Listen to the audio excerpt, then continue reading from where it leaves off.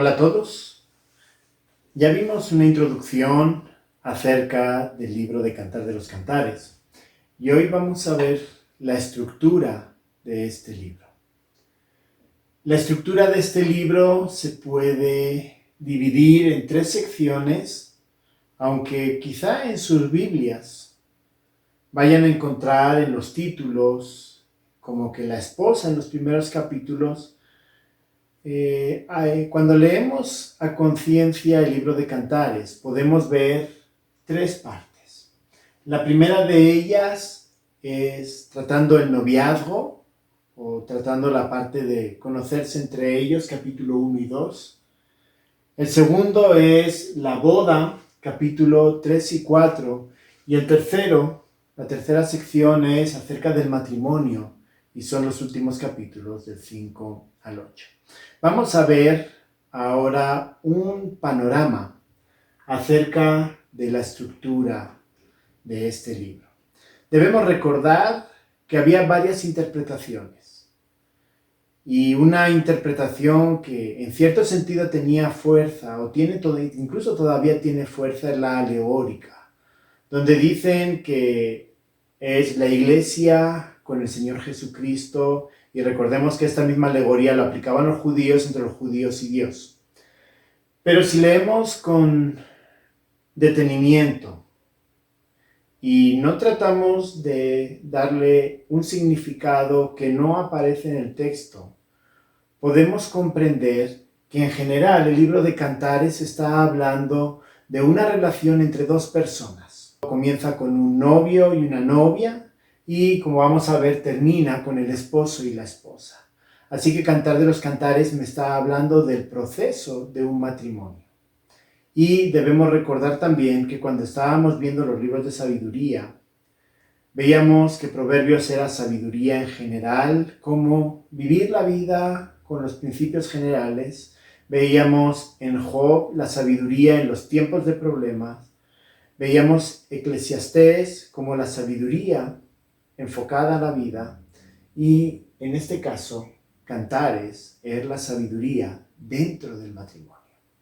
Así que no nos debe asustar el lenguaje que utilizan. Y ojo, debemos de entender que este lenguaje, cómo se describen, qué es lo que están diciendo, está pensado dentro de una relación, dentro de un proceso. Bien, en cuanto al noviazgo, capítulo 1 y capítulo 2, vemos 2 secciones. La primera sección en la cual está la novia, que es de capítulo 1, versos del 1 al 8, vemos que la novia expresa su deseo por el novio. Vemos expresiones tales como: mejores son tus amores, atráeme, soy morena pero codiciable. Ella está expresando su deseo por el novio y está diciendo que ella es atractiva para su novio. Pero en la segunda parte ya no es un monólogo, o donde quizá el novio hubiera podido hacer las mismas descripciones, sino que desde el versículo 9 hasta el final del capítulo 2 es un diálogo entre el novio y la novia. Vemos, y para eso tenemos aquí en la Biblia, vemos por ejemplo cómo el novio le habla a la novia. Versos 9 y 10 del capítulo 1. A yegua de los carros de Faraón te he comparado, amiga mía. Hermosos son tus mejillas entre los pendientes, tu cuello entre los collares. Zarcillos de oro te haremos, tachonados de plata. Entonces vemos ahí que tenemos un mensaje del novio a la novia. Por ejemplo, otro que está bien claro es el capítulo 2, verso 2, por ejemplo. Como lirio entre los espinos, así es mi amiga entre las doncellas. Pero la novia también responde a lo que el novio le dice. Vamos a poner un ejemplo, la novia al novio, vamos a poner del 1.16 al 2.1, dice: he aquí que tú eres hermoso, amado mío, y dulce, nuestro lecho es de flores. Las vigas de nuestra casa son de cedro, y de ciprés los artesonados. Yo soy la rosa de Sarón, y el lirio de los valles. Entonces tenemos, aquí aparecen los textos, aparece el diálogo, y vemos en esta primera parte, y es exactamente cuando están dialogando, tanto el novio como la novia, vemos el uso de figuras. Son figuras que a nosotros se nos hacen extrañas, porque no es nuestra forma de expresarnos hacia nuestro cónyuge. No se me ocurre que a mi esposa llamarle la rosa de Sarón. Y creo que si ella me escucha, me diría, pues, ¿y qué me estás diciendo? Porque son expresiones que en la actualidad pues, no tienen vigencia. Hoy día tenemos otras expresiones. Comparamos, pues, el clásico, ¿no? Comparamos los ojos, el fulgor de los ojos, al brillo de las estrellas, etc. Utiliza también manzanas, utiliza frutos para expresar acerca del aroma, acerca del olor, de la fragancia, etc. Y hay una cosa que no nos debe de asustar, es que están expresando un deseo físico por el otro. ¿Cuál es la conclusión que me llega en cuanto al noviazgo? Y esto no es una clase de matrimonio ni de noviazgos, pero son pautas que nos hacen entender cómo es una relación saludable. La pregunta ¿es malo decirse cosas bonitas el uno al otro? No. ¿Es malo expresar el deseo por el otro? No. Cuando yo tenía a mi esposa, que era mi novia, a mí me gustaba ella físicamente. ¿Es malo? No. ¿El punto cuál es? El punto, como vamos a ver más adelante, es que hay ciertas cosas que están reservadas para el matrimonio. Y justamente esto es lo que está tratando. Es que la expresión del deseo, la expresión de la belleza de la otra persona es parte de ese proceso en el noviazgo. Entonces, capítulos 1 y 2 tratan acerca del noviazgo. Capítulos 3 y 4 hablan acerca de la boda. Entonces vemos dos partes. Capítulo 3, la primera parte, versos del 1 al 5, trata acerca de la búsqueda del novio, como que el novio se fue y ella la buscó, y ella le buscó. Entonces, por las noches busqué en mi lecho, lo así y no lo dejé. En la boda, ya ahí se puede expresar ese deseo. Ya están compartiendo el lecho, ya están compartiendo la cama. Vemos también la llegada del novio. Ella está buscando, porque ya va a ser la boda y está buscando a su novio. Y versos del 6 al 11 trata acerca de la llegada del novio a través del cortejo. Y para eso utiliza, porque está diciendo que es un rey, dice que está utilizando he aquí es la litera de Salomón. Está haciendo referencia a ciertos artículos por las cuales viene el novio. Bien, en la cultura judía, el noviazgo y la boda eran un poco particulares y hay que explicarlo. Ellos se comprometían, o los papás los comprometían desde niños, y cuando había ese compromiso, el hombre era responsable de preparar el lugar donde la novia y la futura esposa iba a llegar a vivir. Eso quiere decir que cada uno vivía en su casa, aunque hubo un compromiso en el cual los dos acordaban que ya se iban a casar, y prácticamente eso no se rompía.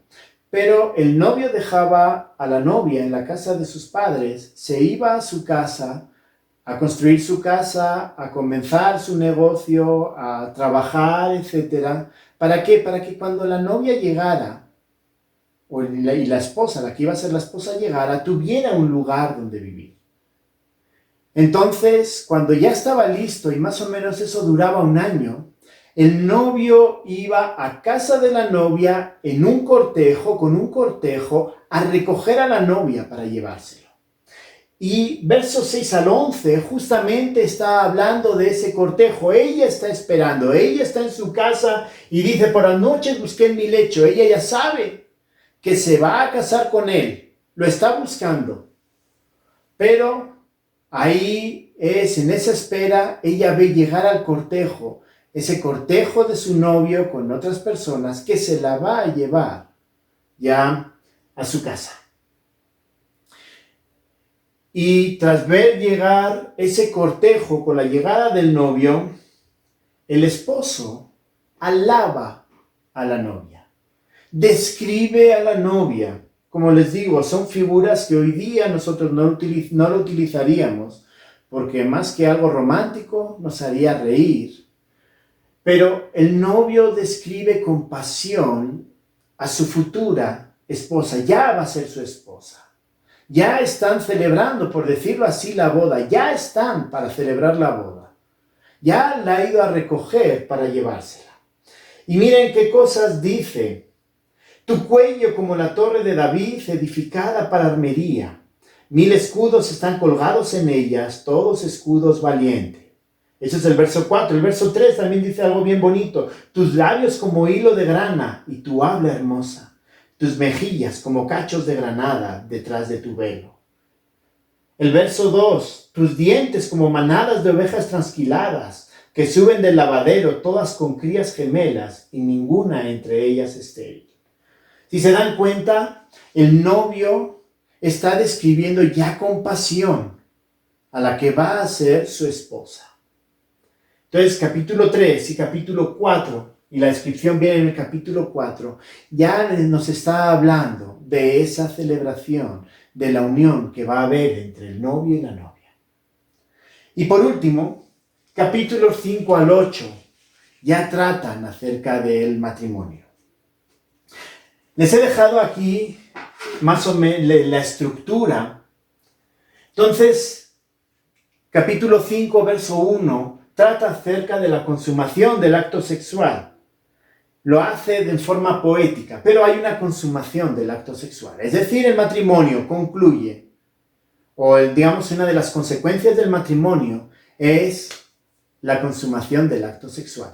Y no nos debe avergonzar, ni nos debe avergonzar hablarlo en la iglesia, porque el matrimonio es el lugar donde se dan las relaciones sexuales. ¿Qué está diciendo el autor de Cantares? Aquí está hablando de relaciones sexuales. No, aquí tampoco. En el matrimonio está diciendo, mira, una vez que te casas, viene la consumación de ese acto sexual.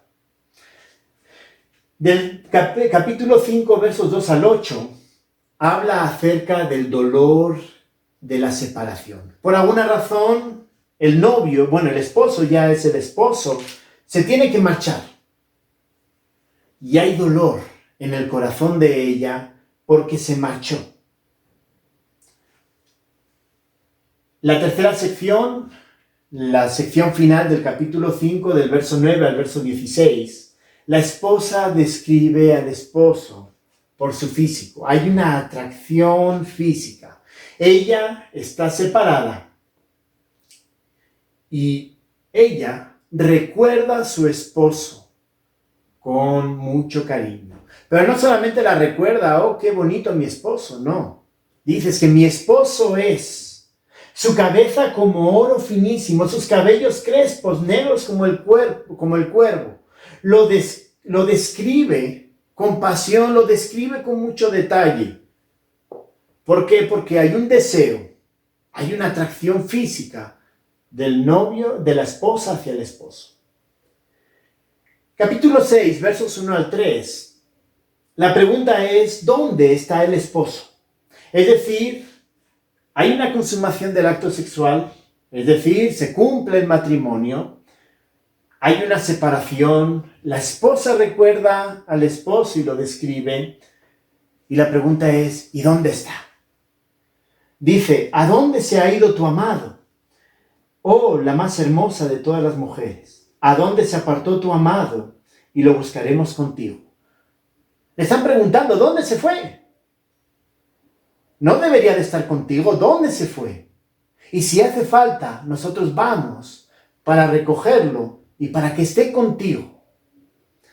Verso 2. Mi amado descendió a su huerto, a las eras de las especies, para apacentar en los huertos y para recoger lirios. Yo soy de mi amado y mi amado es mío. Él apacienta entre los lirios.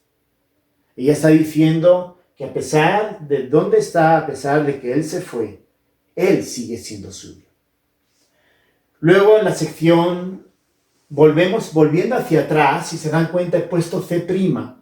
Es que en el capítulo 6, verso 4, hasta el capítulo 7, verso 9, hay una descripción del esposo hacia la esposa por su físico. Es decir, si se han dado cuenta, antes de la pregunta de dónde está, la esposa recuerda al esposo. Después, ahora nos centramos en el esposo. Y el esposo no se ha olvidado de ella, sino que la recuerda. Ve esa atracción física, le gusta a su esposa y la describe con mucho cariño, con un lenguaje bello.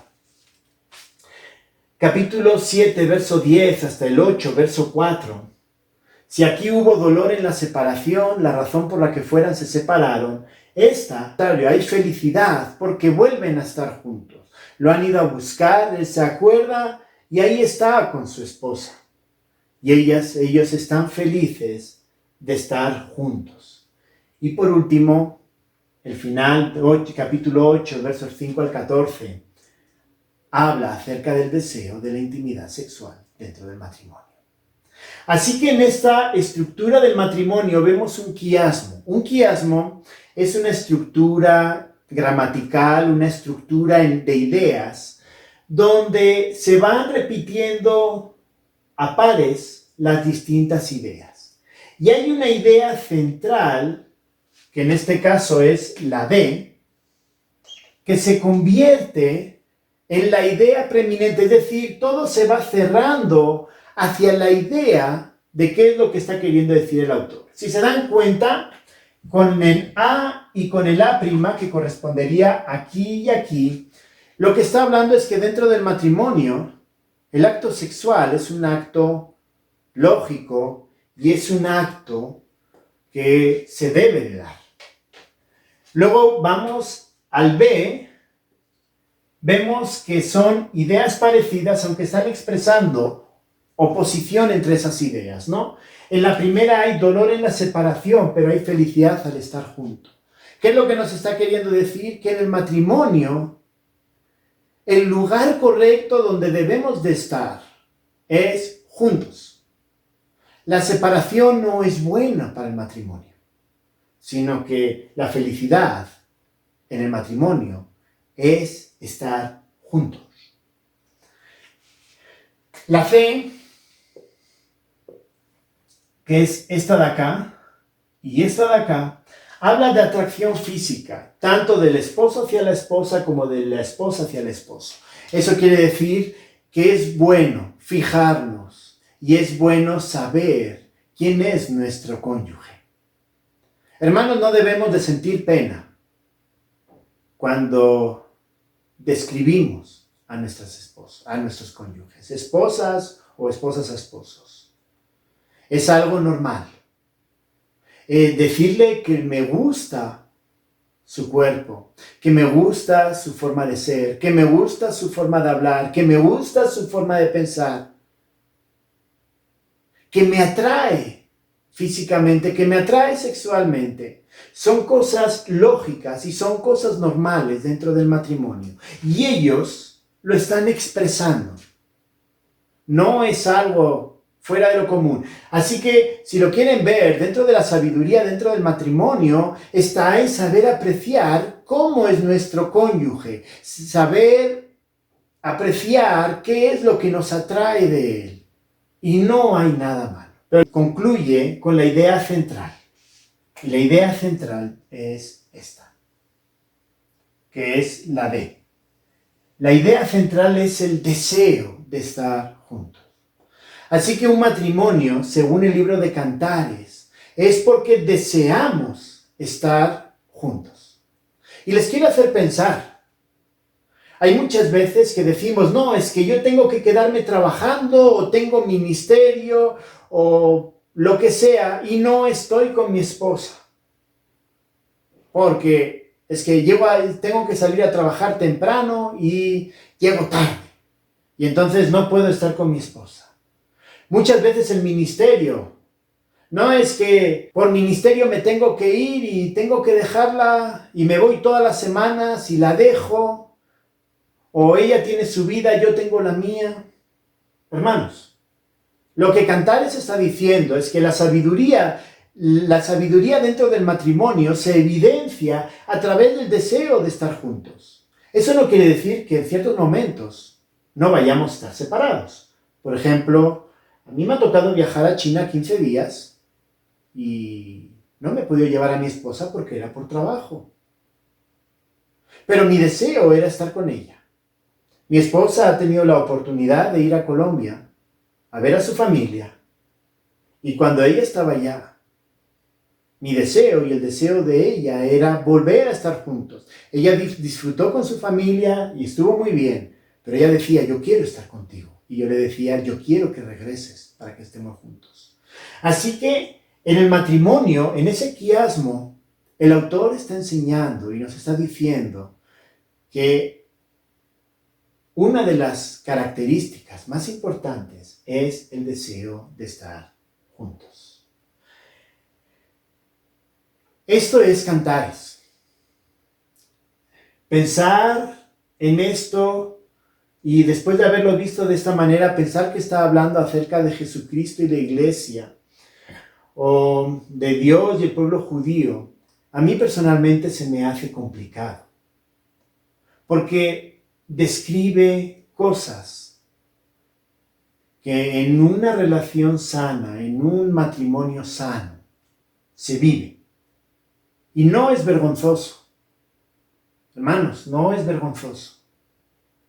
Es que Dios nos dio a nuestra pareja para disfrutar las relaciones juntos, a través del acto sexual, a través de cómo describimos a nuestro cónyuge, a través de cómo lo vamos conociendo, a través de estar juntos. Dios nos dio ese privilegio y es un privilegio que tenemos que vivirlo. Hermanos, Cantar de los Cantares habla acerca de cómo debe ser una relación sana en el noviazgo, en la boda y en el matrimonio.